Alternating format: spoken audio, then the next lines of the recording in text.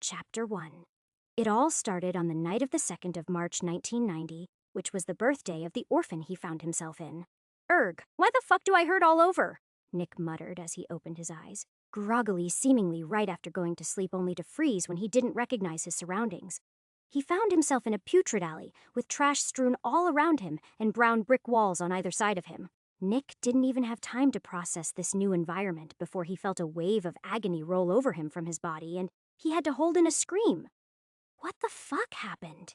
Nick thought in panic as he finally turned his gaze towards his own body, only to once again stiffen when he realized it definitely didn't belong to him. Small, pale hands covered in dirt, an outfit consisting of rough burlap pants, and a torn cotton shirt that was equally covered in mud and other unidentifiable things. The size was all wrong as well, as unless the world got much bigger, he was barely 4 feet tall, which led Nick to quickly figuring out he was in the body of a child. Stay calm. Stay calm, breath in. He took a breath, and out he exhaled. Nick was always good about controlling his emotions, and in this instance, it really came in handy as panic had begun to set in. Before I even start to unpack the implications behind becoming a child, I need to get to safety, and maybe get checked out if this pain is anything to go by. Nick thought seriously. Gritting his teeth, Nick lifted himself up out of the pile of trash he was laying on as pain flared up from his ribs, specifically at the movement.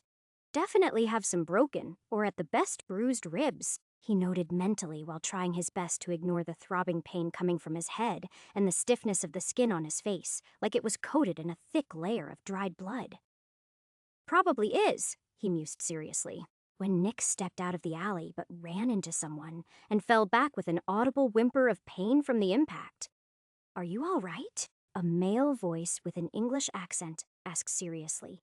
And looking up, Nick say that the person he had just ran into was a man with blonde thin hair and a narrow, but decently handsome face in a black uniform and a matching cap. Nick recognized the outfit as an older version of the British police uniform, and was momentarily surprised to see someone cosplaying it before the pain brought his thoughts back to his current situation. "No, sir. I can't seem to remember anything, and I just woke up in this place. You know what happened?"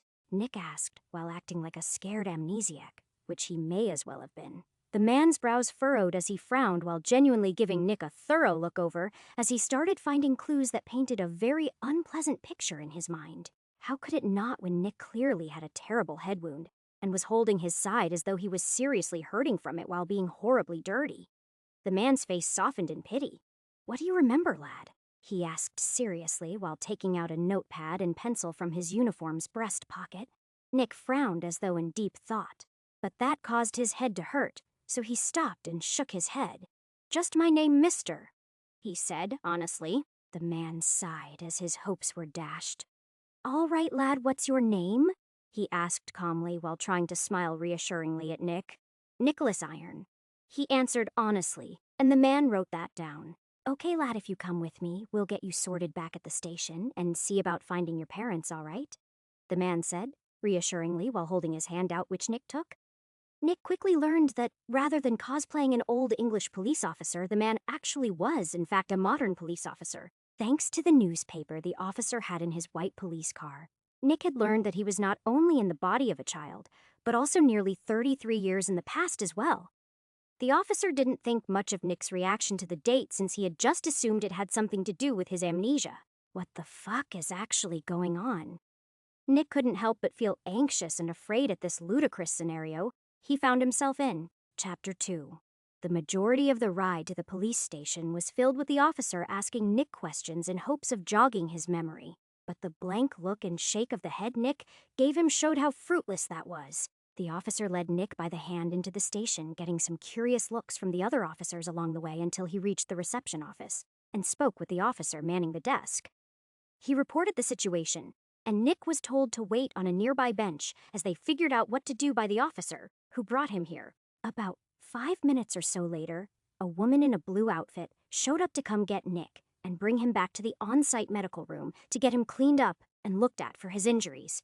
Nick was embarrassed at needing to strip for the examination, but understood the necessity of it with his possible full-body injuries. The moment he removed his shirt, which was thrown away, The woman gasped in horror as all across his chest were massive purple and blue bruises and welts. His arms weren't much better either, clearly showing how badly he had been injured. "You poor thing," the woman said with pity as she filled the sink nearby with hot water and wetted a rag to clean his face and chest. She was as gentle as she could be, but Nick still had to grit his teeth in pain as she wiped the gunk off of him. Nick's shirt had taken most of the disgusting stuff, but some of the rotten fluids had still soaked through and covered his torso. Once his chest was clean, the woman moved on to his neck and head, which didn't have anything covering it, and was as a result covered in a foul-smelling mix of trash, mud, and blood. Unfortunately, this also meant that the woman needed to be much rougher with her scrubbing, which hurt a bit. She couldn't help apologizing multiple times, seeing the teary eyes of Nick, but didn't stop cleaning him up. The biggest problem came from Nick's hair that was basically unsalvageable with all the stuff stuck in it, requiring the woman to cut it all off with a pair of scissors. It was at this point that Nick learned that his new body had gray, almost silver blonde-colored hair. The woman got a bit angry at whoever caused Nick to end up like this, as a result, as such a hair color was very rare and interesting, but not unheard of. It was usually found in people with family histories of nobility due to the inbreeding nobles of old did. Once his hair was basically gone, the woman thoroughly cleaned his head, revealing the bruises on it, including a particularly nasty open gash. On his forehead, Nick was allowed to wash his lower half on his, since he clearly wasn't injured there, merely dirty. Once he was clean, the woman gave Nick a blanket to cover himself with, while she took his foul-smelling clothes away to be disposed. Now alone, and basically naked, Nick was startled when a loading screen popped up right in front of his eyes. System initiation complete. Welcome host to the Ringmaker's system. Name: Nicholas Iron Race. Human Wizard Age. 10 title. None ring points. 0 missions. None inventory. Locked weapon. None armor, none accessories. None starter pack available except Naoyin. Nick blinked a few dozen times in quick succession to make sure he is not seeing things, but when the screen didn't disappear, he grew excited. How could he not when before he died he had heard of similar scenarios happening in popular media such as anime or online stories? He didn't agree to accept the starter pack, however, as he didn't have access to the inventory function, and wasn't willing to risk a bunch of items popping up out of thin air in the middle of a police station. "No, officer, I have no idea how these valuable things popped out of nowhere. Please feel free to keep them for safety's sake." "Yeah, right, I need all the advantages I can take." Nick thought with a small chuckle that merely flared up his injuries, making him have to hold his laughter. Chapter 3. After being left alone for half an hour, the woman finally returned with a new set of clothes for Nick that she had an officer have his wife bring up to the station that were hand-downs, but should fit Nick. He didn't mind wearing second-hand clothes since he had an older brother before he had found himself in his current situation, so he had worn them before. It was a simple set of clothes made of jeans, a t-shirt, underwear, socks, and shoes that was slightly too big, but otherwise fit just fine. Despite the wounds on his head, the woman said that Nick was a pretty cute kid and was sure to grow up into a real heartbreaker. He thought she was merely trying to make him feel better, and nodded without really agreeing, which seemed to make her happy enough. An actual doctor came in eventually and tested Nick a bit with several specially designed tests, after which he declared Nick to truly have amnesia. The cause was obviously the multiple blunt force injuries on his head, and after checking all of the other wounds on Nick, stated that it was likely some older children around 13, who probably did it from the fact none of his bones were broken. Nick had to stay the night at the police office as they looked for his parents or any other place for him to stay. The next day, when no public records of Nick came up, they started the process of moving Nick into an orphanage as a ward of the state. The nearest orphanage willing to take him in was St. Matthew's Home for the Lost. It was a well-funded place that obviously took good care of the children there as they were well-fed, and each had laugh lines from smiling. The rules for the orphanage weren't particularly hard to follow, as it was basic stuff like no fighting or stealing. So Nick was a very well-behaved individual, if a bit quiet since he didn't talk much. The caretakers merely thought that it was because of his head injury and didn't push him to interact with the other kids. It was only after a week that Nick finally got enough privacy in his room to accept the starter pack from the system safely, in his opinion. He was very excited about it, but double-checked the makeshift lock on the door to ensure secrecy. Let's see if this is worth the wait, Nick thought, while mentally hitting the Y option. You received 50 galleons.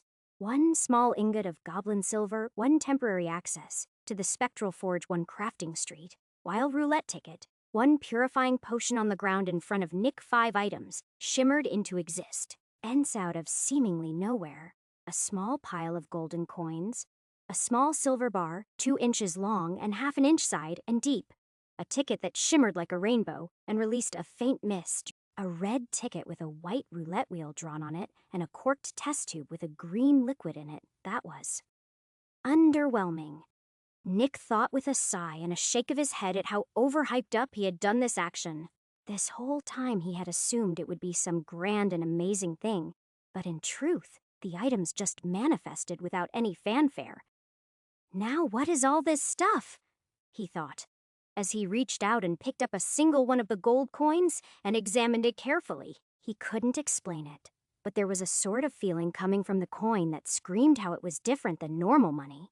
But Nick couldn't tell what until a small screen appeared next to the coin describing it. Galleon, the highest denomination used by wizards or witches in this world, worth 17 sickles or 493 nuts. Well, that is handy, also confusing, since the conversions of those coins are hard to keep track of. Nick thought with a frown as he fried his brain trying to figure out the ratio for the conversion of smaller coins to bigger ones. What are these other things good for then? Small, goblin silver ingot. A jeweler's ingot of goblin silver. Goblin silver hold enchantments fairly well, and is stronger than normal silver by many times. Excess ticket. When Torn sends the host to the spectral forge that exists in the Wraith realm and is fully stocked with any equipment a smith could ever want. Roulette ticket. When Torn summons the related roulette wheel for a single random prize, as per what it lands on. Purification potion. A potion created for the sole purpose of removing the impurities in one's magic circuits that form over time from inactivity. Chapter 4. Judging from these descriptions, the best way to use this starter pack is use the potion first, then the crafting style roulette ticket, and finally the forge access ticket. Nick thought seriously as he eyed the potion questioningly. Fuck it. He finally steeled his resolve and grabbed the test tube and uncorked it before closing his eyes and downing the liquid inside. He waited for a moment, then another and then another, but nothing seemed to happen. Nick looked at the test tube in confusion when he felt no change at all. Was that it? He questioned in disbelief.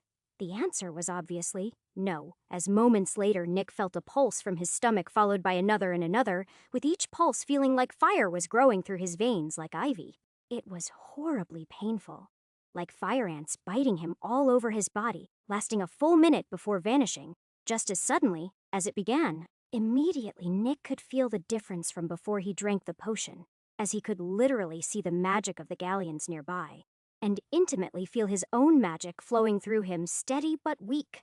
Nick had already figured out that he was in the world of Harry Potter with all the hints he has been given so far, but he didn't remember the books mentioning a phenomena like this, meaning that potion was likely way more valuable than he initially thought, making him regret drinking it a little. One opportunity lost, but I got another in exchange, so no use crying over it. Next is the crafting style. Nick thought with a shrug. Carefully reaching over, Nick grabbed the ticket with the roulette wheel drawn on it and taking a deep breath, ripped it in two. This time there was a big spectacle as from the torn ticket mist spewed out in huge amounts until it filled the entire room before collapsing with a rather loud pop, revealing a roulette wheel with an uncountable number of sections and a red pointer waiting for Nick to spin it. Now we're talking. Let's do this. Nick grinned and grabbed the side of the wheel and pulled down as hard as he could. Bearer. The wheel hummed as the pointer flicked the pegs while they spun past it. After a minute, the wheel began to slow before eventually stopping on a section that was blue-colored. Congratulations on receiving the crafting style. Celebrimber? Hold on, Celebrimber, as in the Lord of the Rings, Celebrimber. Nick thought incredulously before the roulette wheel exploded into mist that then shot up his nose and imprinted the basics of the style directly into his mind, giving him a massive headache. Fuck! This system might as well be called the abuse system with how bad it is treating me, Nick complained as he rubbed his temple to try and ease the headache. I'll wait till tomorrow before I continue, because it is hard to focus with this fucking throbbing in my head, Nick decided, and hid the rest of his starter pack in the small hiding space under a board in his closet and removed the lock on his door. The night wasn't peaceful for Nick as his mind was filled with the images of an elf forging while talking about what he was doing as well as how. It was extremely realistic and lifelike, as even when Nick thought of a question, the elf would answer it without pausing his forging at all. Nick woke up the next day with a bitter smile as he was learning, even in his sleep now apparently. Nick got dressed and grabbed his bag before leaving his room, as today just so happened to be the first day of him going to school, since he was in fact underage and thus required by law to attend. He wasn't looking forward to it at all, since before being reborn as a 10-year-old he was 27, and in college for his master's degree in chemistry. This was to say that he was being forced to attend classes so far below his actual level that it may as well have been physically painful. What Nick wasn't expecting, however, was that he was in a class with the Harry Potter and his cousin Dudley Dursley. Nick stood out like a sore thumb when he was introduced to the class, thanks to the huge scab and yellow and brown bruises on his head, alongside the short gray locks of hair that had managed to grow back in the past week at the orphanage. Nick could tell that when he treated Harry in a friendly manner during the class that it made the boy's whole day as he cheered up considerably. Sometimes just being accepted is enough, Nick thought to himself with a small, genuine smile when he said goodbye to Harry for the day. Chapter 5. Nick got back to the orphanage in a pretty good mood after his first day of school, thanks to his interaction with Harry. I hope Dumbledore doesn't try and cause problems for me because I decided to be friends with Harry, he thought with a frown. This was a valid concern, since it was heavily implied in the books that the old wizard had purposefully manipulated Harry's life after he was orphaned, in order to lead him down the willing sacrifice route. It would not surprise Nick at all to see that his presence gets treated as an eyesore, thanks to the fact that it was also heavily implied that the man used legilimency, which was literal mind manipulation and reading. Nick knew all it would take was for the old goat to put the thoughts of distancing himself from Harry into his head to get his way. Joke's on him. I plan to fix this problem tonight with my smithing, Nick thought with a chuckle as he imagined the ugly expression the old wizard might make failing to break into his mind. Sure, Nick knew that Dumbledore was a good guy, but he wouldn't forget that the man was a literal war veteran who knew how to make evil acts for the greater good. The caretaker of the orphanage was a kindly woman with medium-length brown hair and tan skin that was about 5'6" in height and slightly on the heavier side. Not fat, but plump. She was waiting at the entrance of the orphanage for Nick and the other kids to arrive. Welcome back, everyone. I expect you all to do your homework and show it to me before the end of the day, she said seriously, while giving a few kids in particular a stern look that they sheepishly avoided. Nick chuckled at this, since it seemed people still hated having to do homework in this version of Earth as well. He thought it was even more funny when he directly handed the caretaker his homework when he walked up and said, "I did it already." The woman was completely taken back by this and looked suspicious, but after actually looking over the papers, she could only sigh and hand the papers back since they were indeed done. One perk of being leagues ahead of his peers was that Nick could finish this stuff in 30 minutes, with him writing taking up majority of that time. With the rest of the day free, Nick needed to plan out what exactly he was going to do before he did it. Obviously, I can't just disappear into my room and use my astral forge ticket, as they would get suspicious when I don't come down for dinner. I suppose I can focus on trying to figure out what the hell is going on with my magic, since Harry and I apparently had a whole conversation in Parseltongue without realizing it, he thought seriously. That was a very concerning thing to learn for Nick, as until one of the kids in the orphanage told him about it, he hadn't even known it happened. Apparently, midway through a conversation, both he and Harry started to speak in a strange hissing sound, according to the kid who had overheard them. It is possible that this body had Parseltonged wizard lineage from somewhere in his family tree, which also explains my hair color. Now that I think about it, this ability likely awoke from that potion, clearing my magic circuits. It makes sense, as if the ability was found in the blood, then all pure-blood wizards have the genetic predisposal to manifest these abilities. but can't due to long-term circuit degradation. He thought seriously. The pureblood community would be horrified if they could hear Nick's thoughts right now, as he had basically discovered that the reason for their decline was because they themselves wasted their gifts to the point they simply couldn't manifest as easily anymore. They all thought it was because of the purity of their bloodlines. But in truth, it was because they and their ancestors were worthless wizards. This also explained why half-bloods tended to be very talented, as the sudden inclusion of pure circuits from the Muggle blood cleared some of the atrophied ones. Nick wouldn't know if his theory was true or not for a long time, though. Since things with the ability to clear magic circuits were entirely unheard of? Wait, if this is true, does it mean that I have other gifts as well, since pureblood families have all mixed at some point? He wondered seriously. Nick decided to spend the next few hours until dinner testing this question, but was left unable to tell because, ironically, most bloodline gifts needed a magical scenario to show themselves, and he was in the Muggle world. Chapter 6. Dinner was a simple affair, with each child being given a bowl of hearty stew and a thick slice of bread for their meal. It wasn't extravagant by any means, but it was enough for their growing bodies to work off of without any issue. The oldest kid in the orphanage was merely 13 after all, since most after that point were adopted or moved out on their own after finding work. After dinner, the kids were sent to their rooms for the night, while the lights were turned off to save power during the night. This was when Nick chose to make his move and use the forge ticket to try and craft his first ring. Before that, though, he sat on his bed and familiarized himself with the Celebrimbor crafting style he had. It was different than one would expect at first glance, since as a matter of fact, it did differ from standard Muggle ring smithing in several ways beyond just being magical in nature. Not to make the mistake of thinking that it wasn't a very labor-intensive thing, because it was. The biggest difference was that the style was actually very spiritual in nature and required the smith to use their spirit during the forging. This didn't mean literally putting their soul into the item, or else the smith would end up as a lich like Sauron, bound to their creation, but otherwise immortal. That might appeal to some people, Thydel Voldemort Savincoft. But Nick didn't want to cut off his future like that, even if it offered a supreme artifact in exchange. The correct way to use the style would be to use the smith's soul to imprint magical concepts onto their creation before setting the ring into it is final shape. While this meant that the crafting style could be used by anyone, technically the style was created and designed with powerful souls, like those of elves in mind. Thankfully, with Nick's magical circuits cleansed, both his mind and soul were improved qualitatively, to the point of just barely matching the average elf. This was because magic needed a balance between three things to grow stronger: the mind, the body, and the soul. The potion dramatically improved Nick's body in a fundamental way, and as a result, his mind and soul needed to grow to match it. Sure, he didn't grow an 8-pack in earth-shattering muscles, but for a wizard his body was practically filled with limitless potential. If he exercised his body, his magic would grow as well, so long as he also continued to learn as he did so.